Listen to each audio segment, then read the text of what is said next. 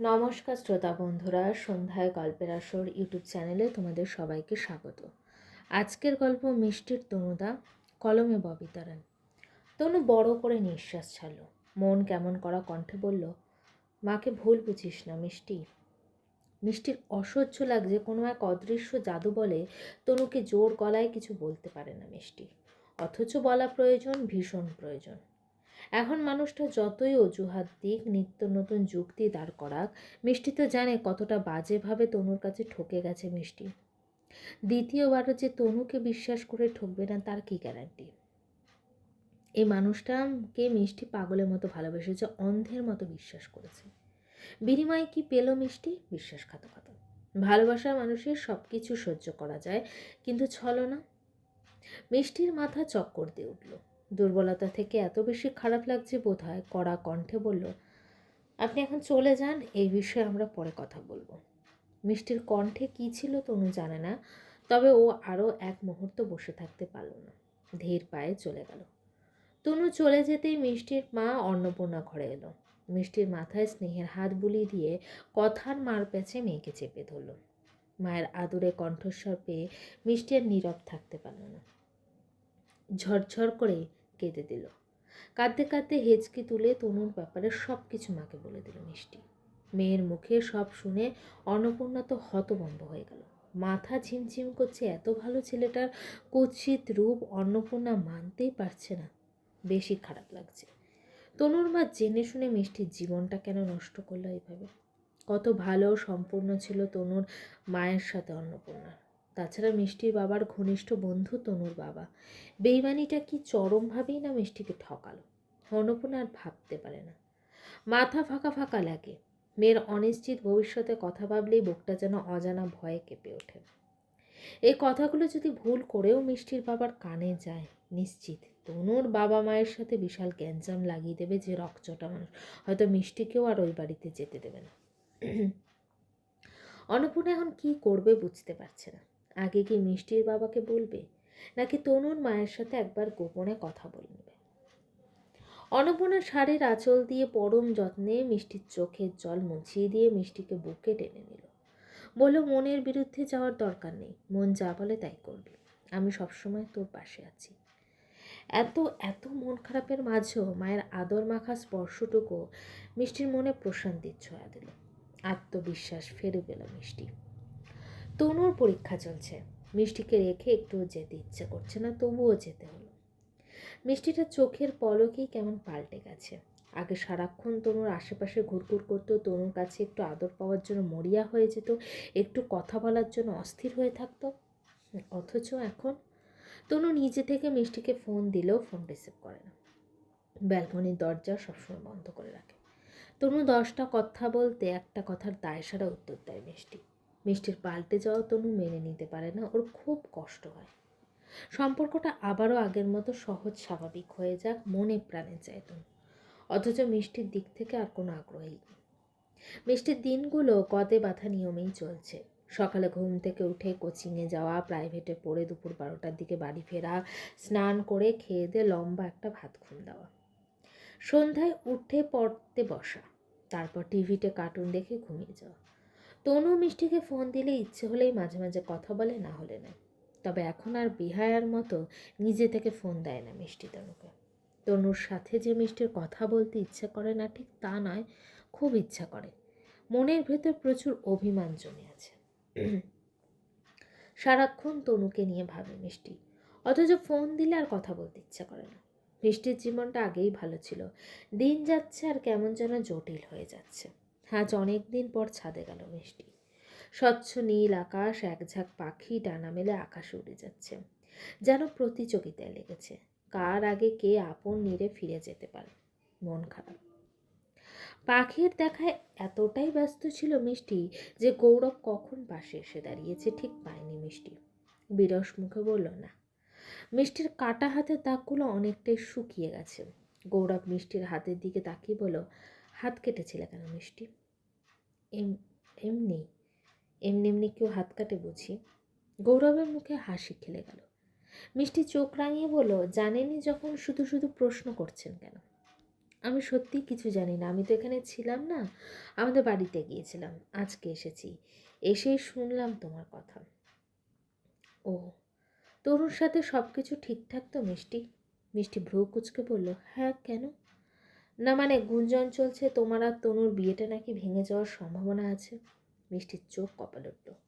গৌরব সাহস করে মিষ্টির হাতের ওপর এক হাত রাখল, বলল, আমি কি তাহলে সেকেন্ড চান্স পাবো মিষ্টি? কিসের সেকেন্ড চান্স?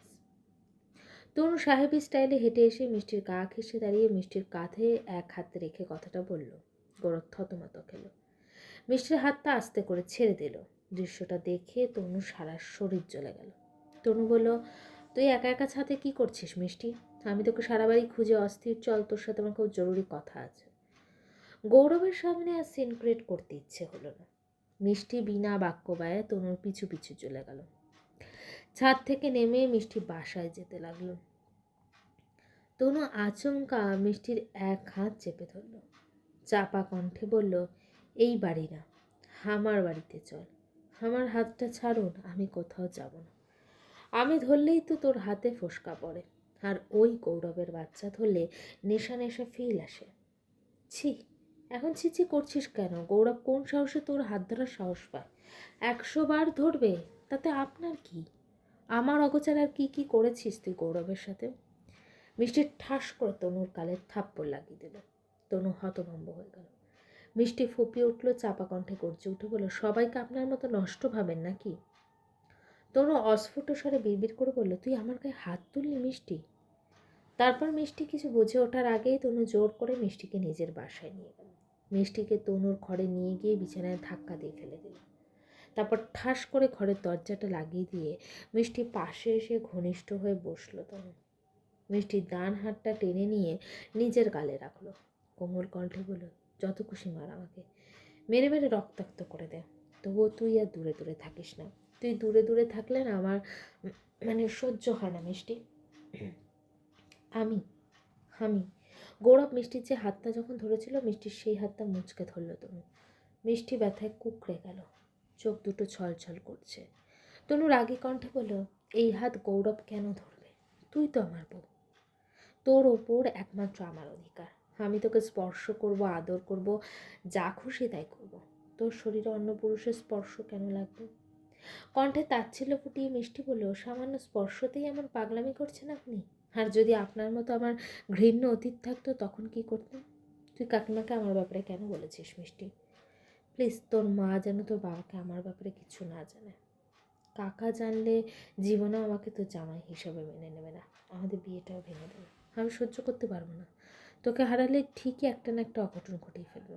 আমার এমনিতেও আপনার মতো চরিত্রহীন সংসার করার ইচ্ছে নেই আপনার মতো চরিত্রহীন মানুষের সাথে।